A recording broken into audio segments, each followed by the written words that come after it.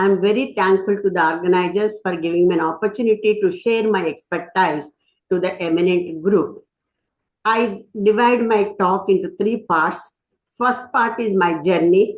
Second part is a small introduction to my topic, and then supported by results of my research work.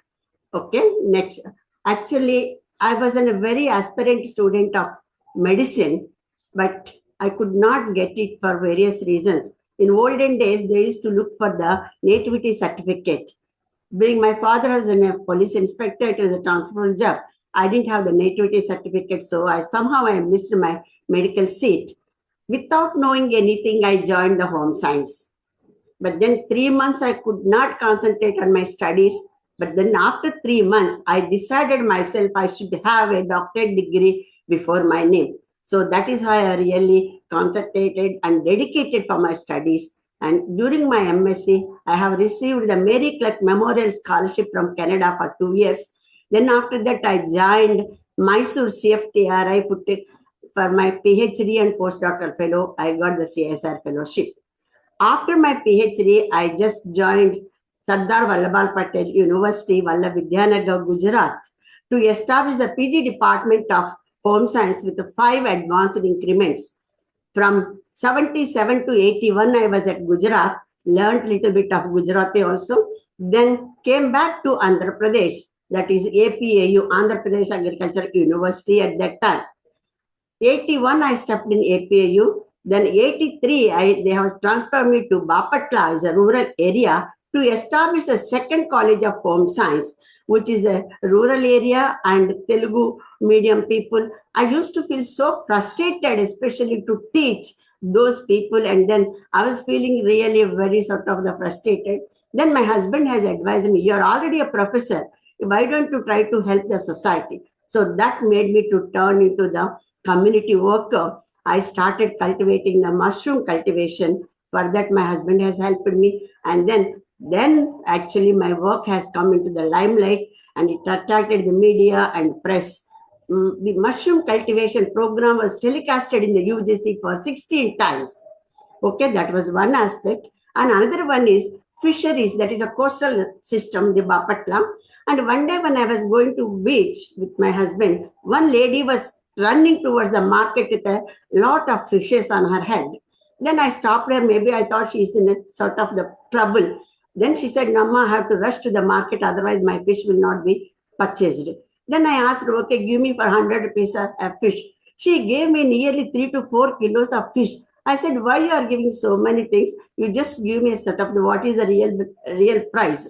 She said, oh, this is our cost, madam. Then I was really realized the middle person is really enjoying, not the producer, not the consumer. Then I immediately wrote a project to the DBT and I got it, the fisher project on the fisherman. I was really happy. I just talked about that one. Okay. This is actually my journey because I thought I was supposed to become a medical doctor, but I have become into the home science person. But now every day I really thank the Almighty for giving me the opportunity to serve the society. If I have become the doctor, I have not become such an eminent person also. But anyway, thank you very much. Now let me start. This is also my journey because I tell you, when you have taken a degree from a highest place and then a sort of very fast tone and everything, coming back to the rural and teaching in a sort of the village folk is very, very difficult. The torture I underwent, but then that molded me really to serve the society. Now, let us start. I'm quite convinced because long back Jawaharlal Nehru mentioned, I'm quite convinced that in India today, progress can be and should be measured by the progress of the woman in India. See, look at it. That means the power of the woman we has already mentioned long back. Next one, please. Next slide. Now, we know because sometime back, the girls and women are significantly underrepresented in STEM. So thinking this one, there was a conference at Bangkok during 2017 in the month of August. There are 3 eminent people. You can just see the Director General from the UNESCO. He has mentioned girls build a better future. Then Director General from Malaysia, she mentioned girls with the dreams become women with vision. Then from the third, the what you can say, the vice minister, he has mentioned equal to, not less than. So this is really the strength of the woman. All the three eminent ministers they have mentioned during 2017. That means we have to really encourage the participation of the woman in the STEM. Next one, please. Now, I am really thankful to the organizers for giving me an opportunity to share this topic in this month, especially February. There is some sort of specialty for this. During 2015, the month of December, UNO has really decided to celebrate the International Day of Women and Girls in Science on 11th February every year. That means from 2015 onwards, every year we are celebrating the national conferences on different type of the topics suitable to the country. Okay, and not only this one, the theme for this actually is a vision to impact. This year theme is a vision to impact, that is redefining the STEM by closing the gender gap. Redefining the STEM by closing the gender gap is very, very important. Not only this one, another aspect is also there. The United Nations once again declared 2026 as the International Year of the Woman Farmer. That means because this is mainly to highlight, to recognize the hard work of the woman in the global agri-food system. So these two aspects, because I'm really happy to share my expertise on this auspicious month, especially I am really grateful to the organizers. Next one, please. Now we all know the climate change is a threat to global nutrition. That means it is actually a sort of it is disturbing the critical nutrients, and not only this slow down the production and spreads the insects also. So we have to be very, very careful of the climate change. And here this is really affecting the women and children, the climate change, especially low income group. Next one, please. Now, if you look at the global challenges, starting from the biodiversity loss, pollution, land and environmental degradation, water scarcity, population growth, poverty, food insecurity and malnutrition, and climate change. These are all the global challenges we are really facing at this stage. Next one, please. Now, let us see what are the common reasons for the prevalence of the malnutrition. Starting from the hunger, we know about it, and ignorance of the healthy diets. And another one is unsafe drinking water, and then inadequate investment in the health, and then what you can just say, lifestyle. This is a really thing, because today everyone is suffering with the lifestyle disorders. We know that one. And then another one, inadequate health infrastructure, and then weak implementation of the welfare programs. We are really lucky as an Indian. We have got number of welfare programs to improve the health as well as nutritional status, but at the implementation level, we are not that good. And finally, the unemployment, poverty, all those things. These are all the various factors. It is not one single factor which is contributing towards the malnutrition. Next one, please. Now, by looking at these major challenges, what we should do, the major thrust is nutritional status of the vulnerable group of the population, economic employment, and then entrepreneur development, which is very important nowadays, education, awareness programs through TV or any other channels, technology and value addition, and then health, education, material and child care and food and health. Especially when we talk about one side, we are talking about we are sufficient in the food production thanks to the green revolution, yellow revolution, white revolution, blue revolution. Now we are in the pink revolution, but still today we are talking about the malnutrition. Next one, please. Now the micronutrient malnutrition, if you look at the globally, more than 250 million children are at the risk of the vitamin A deficiency. More than 2,000 million women and children are at the risk of the iron deficiency. More than 1,500 million people in the world are at the risk of the iodine deficiency. Earlier, we used to have the iodine deficiency only in the hilly areas, but now it is in the plain areas also. Now, by looking at all these things, we can just say the missing link between the agriculture and the nutrition. One side, if you just say the production-wise, production of the grains we have improved, production of the fruits, production of the vegetables. But in spite of the increase in the production, why the malnutrition in India, especially if you look at the children, stunting is 35%, wasting, and then overweight. Now we are suffering with the overweight, and that is because of the lifestyle. And another anemia is also is the biggest problem, and even in the women also and the men also. That means we can clearly see the mismatch between the agriculture and the nutrition, which is not the balancing. Next one, please. Now, if you look at the malnutrition child one side, is a lack of the macronutrients. You can just see the emaciation, muscle wasting, and all those things. First 5 years of the life is very, very important. If you give the good quality of the good in good amount, you can just see the healthy faces. Next one, please. Now, the rickets is another problem. Vitamin A deficiency, we know everything, the dryness and the bite spots, the carrot malacia. But you have to start with the weaning foods in the 6th month of the baby, and then you try to give the good quality of the food in good amount. Next one, please. Hello? Then anemia in different states. Now, if you look at the preschool children, if you look at the Kerala, 33.7% is the lowest. The reason behind is women are educated. You can just see that one, the women are educated. So you can just see that one. Now, please go back to the next one. Here, some of the welfare providers, as I told you, the India is having so many of the welfare program. Posan Abhiyan, that is a government's flagship program. This was actually initiated by our Prime Minister Sri Narendra Modi on the International Women's Day, March 8th, during the 2018 in Rajasthan.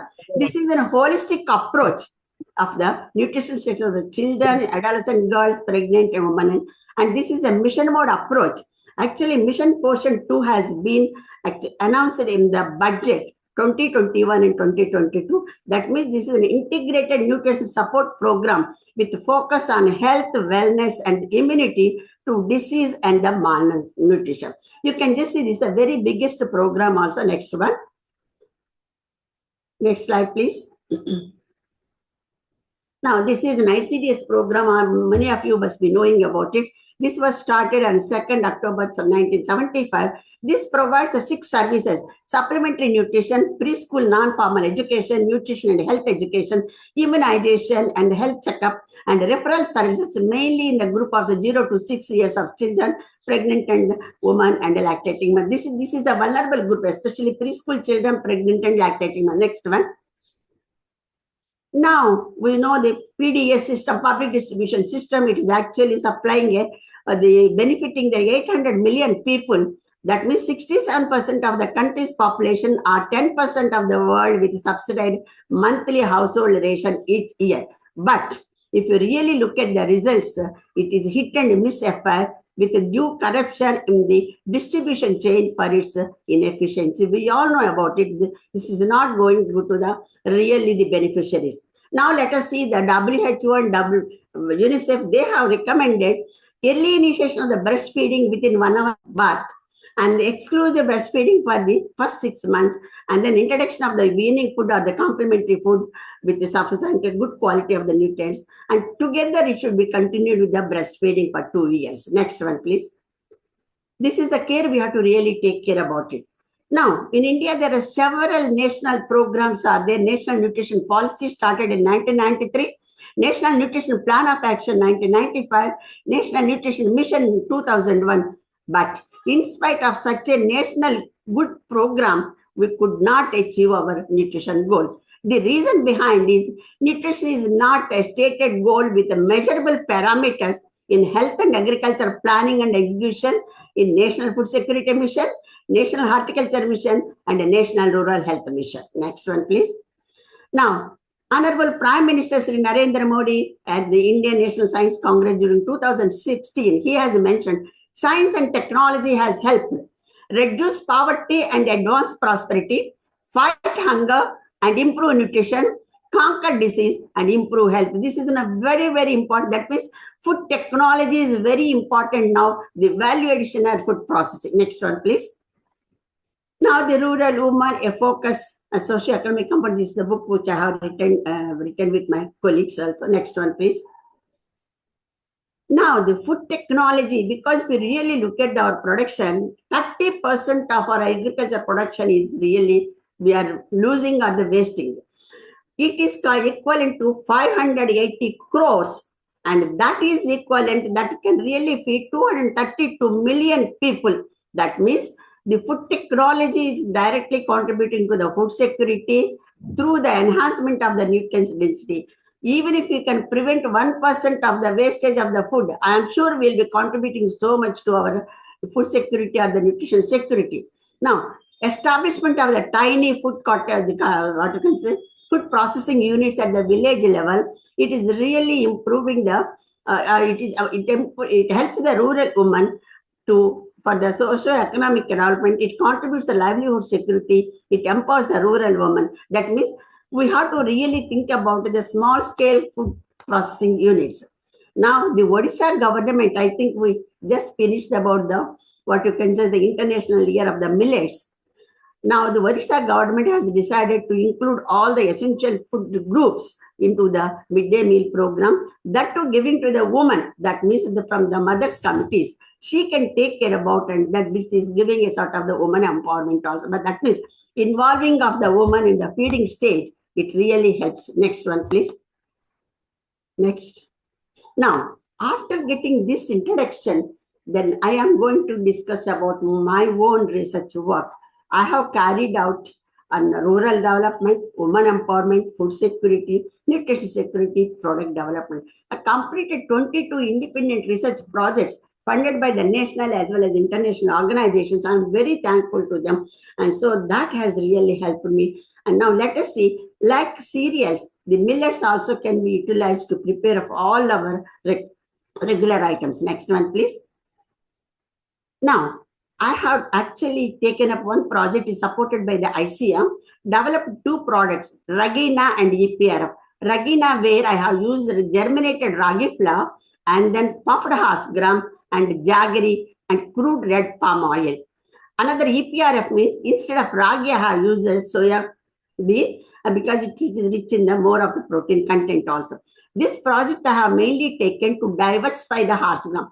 I am sure all of you must be knowing horse gram was used for the cattle feed. Like other legumes, horse gram also contain the same amount of the protein. I thought, why can't I diversify this horse gram for the human consumption? That is why I have taken up this project and prepared the two products. As a very good results have come. Not only this one, because of incorporating of the red palm oil, that is really helping to prevent the what you can say, the vitamin A deficiency. The second project is especially on the malted foods. This is supported by the DBT, the financial support. Here actually I have developed two amylase-rich foods. That is actually using the ragi, wheat, along with the combination of the germinated green gram. Two mixes I have prepared, and then I tried in the laboratory. I tested the field trials in the Lepachi Mandal of Anantapur district.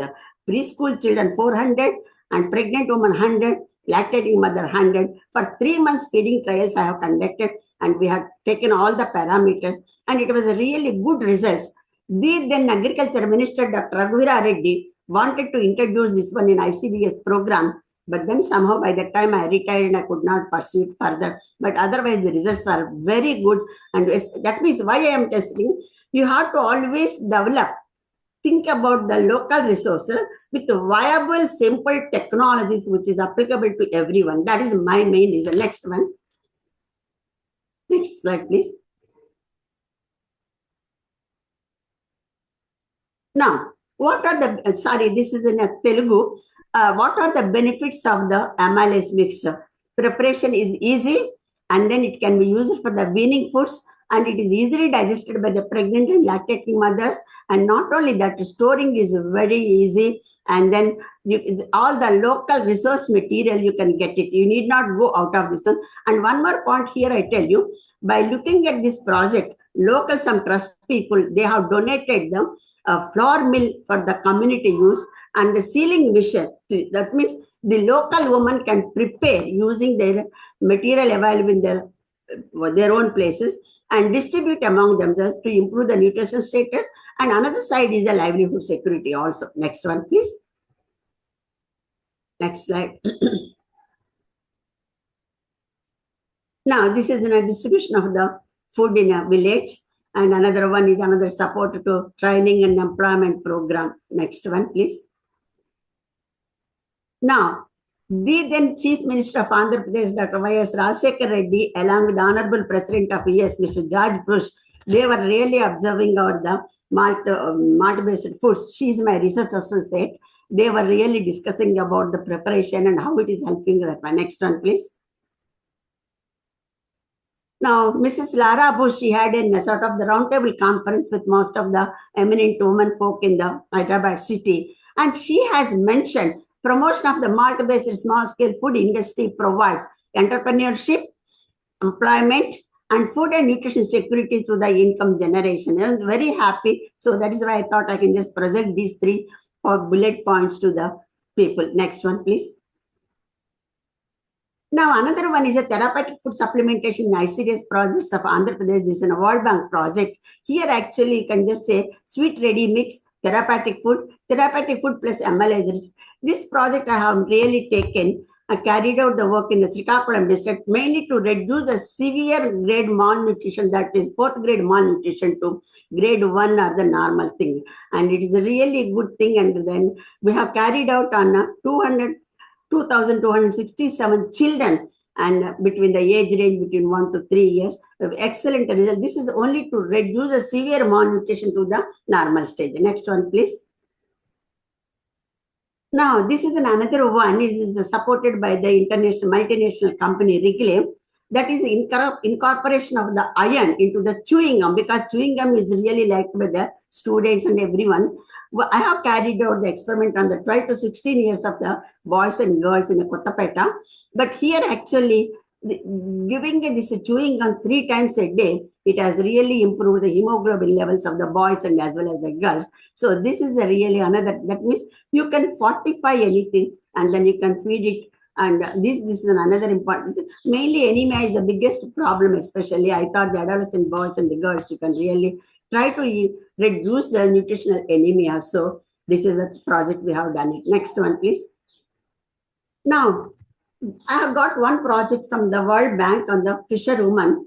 I have fabricated 2 equipments. One is a low-cost ice cream freezer. This is mainly to make use of the small quantity of the milk left over at the household level. And they can, because ice cream is liked by everyone in the family. So the small scale level, they can, otherwise ice cream preparation is a large investment. So this small investment, equipment is useful to make use of the ice cream at the household level, the small quantity of the milk. Then another one, the fresh fish vending and display table. This as actually, if you go to the fish market, the fisherwoman sitting down and peeling in a sort of unhygienically, you may not feel like to eat the fish after coming back home. So I thought maybe let me provide some sort of the, what you can say, drudgery reduction to the woman folk. She can sit comfortably under the umbrella, keep the ice in the ice box, keep the fish in the ice box for 9 hours, and then process it hygienically, throw the wastage water. So hygienic handling and reducing of the drudgery of the fisherwoman. These 2 equipments I have fabricated, got the patent, and licensed the technology twice. Next one, please. Here, she is the one, Varalakshmi. She's handing over the check to our controller. And then the other side, she's handing over the documents to our registrar. I had a meeting, actually, I called my university officers. And then I took a photographs of people who were asking, Madam, why you are just doing it? I said, this is a sort of, but I have licensed the technology so far. Nobody has done it. Even if I leave the university, you should have some sort of, these are the pictures. That is, I fabricated, got the patents, and then licensed the technology twice to the women empowerment. This is a great, and I gave the money to the university. Next one. And then socio-economic empowerment of the fisherwoman, if you really look at it, one thing I tell you, catching of the fish is done by the male. After that, post-harvest and the auctioning and then selling and then everything is done by the woman folk. So we have to really the proper train to the fisherwoman. Then only we can really improve. The techniques we have to really give it to the fisherwoman. That is one of my idea. And then these are the different activities. Next one. Now here, Mr. Kasim one side, he is really having a meeting with the fisher folk. And another side, Dr. Lakshmi, she is another co-PI, and she is really training the fruit, giving the training on the fruit and vegetable preservation, because sometimes in off season they will not be having anything, so we have to show the alternative livelihoods also to the fisherwomen. So this is a technique we have taken. And another side, they have displayed most of their products what they have prepared, and I have tried to the fabric painting in the to the school dropouts or the young generation, so that this is also sort of the side income during the off season, or maybe at their household level they can prepare some of the simple viable technologies you have to transfer. So that means it should give us some sort of the income to the woman folk. Then that is a really good thing. Next one, please. Next one. Now, tribal population is very, very difficult thing. We have to really encourage them to take the good food, especially during the lactation period. And we have to really convince them to take the good nourishment during the pregnancy and lactation. As you can just see the very pathetic condition and hygienic condition also, we have to help. The next one, please. This is a Chintapalli. And another one is because mushroom cultivation is a rural woman is a very entrepreneurs, especially the this is a pleurotus, that is a oyster mushroom, easily cultivated by the rural folk, even an uneducated person also. This mushrooms is really very good. Every woman, you can just, even a small place also. There are so many varieties of mushroom, but I have worked with the oyster, Varvalilla valencia, and then agaricus biflorus, that is oyster, tadista, and button mushroom. These three mushrooms, I know preparation of the culture, pure culture, mother culture, cultivation, and value addition also. These are the things you have to do. This is a simple technology I told you. This is the cultivation of the mushrooms, starting from the preparation of the spawn to the value addition. The program was telecasted in the UGC for 16 times. I'm very happy. Not only that, the then district the collector, he has issued in a GO that is 70,000 to establish the mushroom cultivation unit. I'm really happy for that. Next one, please.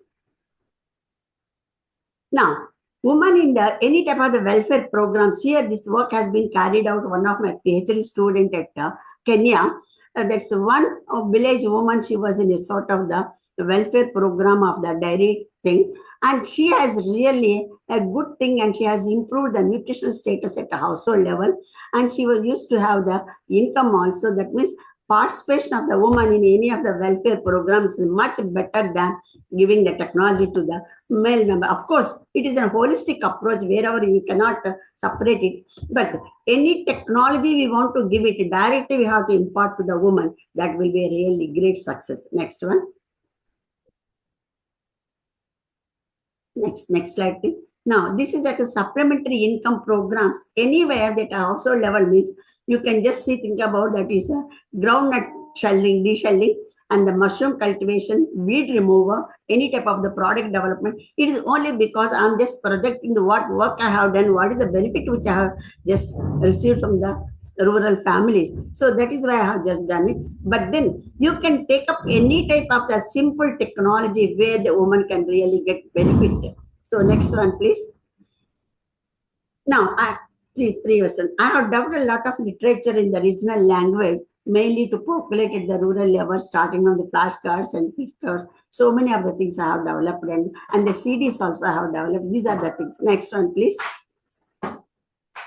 Next one. Now, another thing is the intervention of the horticulture to reduce the hidden hunger. Hidden hunger is nothing but it is a micronutrient deficiency. That means you have to really think about it. The involvement of the woman in the kitchen garden or the nutrition garden or the backyard garden or whatever it is there. That means especially the intervention of the horticulture programs is really contributing to reduce the hidden hunger or to improve the nutrition, micronutrients. So you have to give the simple techniques to the farm woman or the woman who are really involved in the horticulture also. Next one, please. Now, technology is developed and ready for commercialization in my department or my university. Entrepreneurship technologies are there. So many of the things: sorghum food enterprise, geriatric foods, malted infant foods, and the high fiber vermicelli, preservation of the palmyra fruit, mushroom cultivation. The knowledge empowerment technologies, multi-purpose these equipments, and the value addition technologies, value addition to the fruits, value addition to the red palm oil, fruit powders, horse gram products, and so these technologies are there in the laboratory. People can really commercialize by taking that one. So many times what we do in the universities, we carry out the research, then we will not follow it up later on. That is the biggest problem in any of the university. Most of the universities are doing a lot of research, but it is not reaching to the grassroots level. Next one, please. Take science to the woman and woman to science for country's proper growth and the development. Next one. Based on my work, the Commission of Horticulture has issued the GO on unit cost for oyster mushroom cultivation for rupees 70,000 by NABARD and implemented from the 1st August during 1994 onwards. Many people have availed this benefit, and 41 people have established the mushroom cultivation in Guntur, Prakasham, and the Krishna district of Andhra Pradesh. 10 families have taken the fruit and vegetable processing at village level. 3 families have adopted the technology of the dehulling jawar and the preparing the value addition value products. 10 self-help groups have been organized at Karnataka and Kerala and mainly involved in the various income generating activities. Next one. Next one, please. Now, the success stories, if I want to, I told you the World Bank project. 3 fisherwomen from the Kerala earning 3,000 to 15,000 per month through fish vending, fish trade, comp processing. This is because we used to give the technology regularly from the fisheries colleges time to time to all the fisherwomen, and the 2 from Karnataka earning rupees 30,000 to 40,000 per month through dried fish market and fish vending, and they have also established the ice plant. That means they are providing income and work to the other fisherwomen also. And another one from the Tamil Nadu and one from the Andhra Pradesh earning 12,000 to 20,000 rupees through net making with the constant technical support from the fisheries college. Here actually I have carried out work in the Kerala, Karnataka, Tamil Nadu and Andhra Pradesh. So this is the work success stories as far as the fisheries work is concerned. Next one. Now the recommendations. Now achieving the nutrition security requires a multi-sectorial approach. It is not on a single aspect. You have to social protection and agriculture, and then poverty reduction, education, women's empowerment, even sustainable development goals also. Women empowerment is one of the important goals. Health, and these are the aspects you have to really consider. Next one, please. Then I would like to acknowledge all the national and international organizations for providing the financial support to carry out the research work. And not only that, my co-PIs and then research associates also. So I'm really happy for this. Next one. Now, women empowerment skill development. If you just look at I am just only giving some next. I'm just giving some sort of the personalities names, that's all. We can change this one also. I think all of you know. This is sort of because just to talk about the woman empowerment. Thank you very much. I tell you here, earlier for the research, funding for the research activities, very meager amount was there. I started my research work with 1 lakh. By the time I retired, it was 64 lakhs, that is from the World Bank. After my retirement, usually after my retirement, nobody will give the funds or the projects. But I'm really lucky because I started the interfaculty PG program in food science and technology in my university. By looking at the syllabi of that one, Geetam University, Vijaya, Geetam University, Hyderabad, and JNTU, Kakinada, they have taken up my syllabi. And the Minister of Human Resource Development, they gave me 2 crores to develop the web program on the food science and technology because the course is very costly, food science and technology. Actually, this course is not for the examination or for the degree. This is only to get the knowledge. If anybody is interested in processing of any of the horticulture products or the fisheries or the dairy products, they can go to this website. This is available, EPG Pathshala Food Technology. I am very happy to say that one. The course is available on the web. Anybody can make use of the technology for their future or for their any processing activity. Why I'm just telling you, usually now the projects we are getting in the crores. I am telling you, when I got a 1 lakh project, people were very happy. Oh, madam got 1 lakh project. By the time I retired, 64 lakhs. But then after retirement, 2 crores. This is actually a sort of why I'm just telling you. These are the things actually we have to really think about it. And I'm really happy to share my achievements with all of you. Maybe the small work which I have done using of the simple viable technologies with available resources and involving the woman, and it has given me a lot of satisfaction. Thank you very much, especially, and I'm ready to answer any type of the questions. So I think I have really cut short my talk in a sort of in a very brief and very crisp manner. So please, I want to give you some time for the question and answer session also. You can just please. Thank you so